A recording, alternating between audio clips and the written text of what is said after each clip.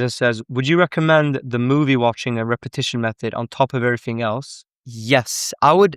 In my opinion, when you say, when you're saying movie watching and repetition method, you essentially just mean transcript training, which is when you're watching native content and then understanding what they're saying and then going back and listening to it without going through that process again, right?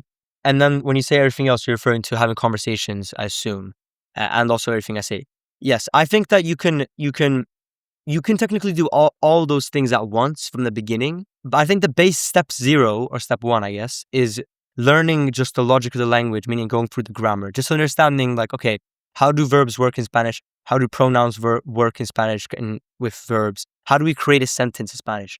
You want to get to the point where if I could give you the vocabulary, so I gave you all the vocabulary you needed for a sentence, you should be able to take the verb and conjugate it, take the pronoun and put it correctly in with the verb, and then using the other vocabulary I give you correctly, put it into the sentence. You want to say, I like recording videos. Then if I give you gustar, you knew the pronouns me, and you knew the verb to record, which is grabar, and then videos, which is videos or video. You should be able to put that together and say, me gusta grabar videos.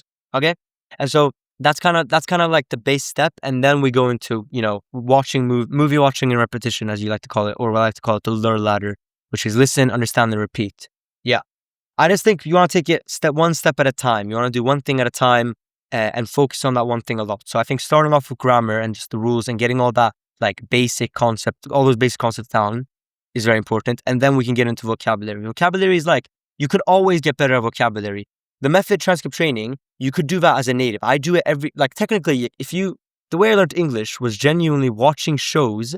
And then when I didn't know how to say a word, I would read the subtitles, or I would just, translate it, or just try to understand it like in the context.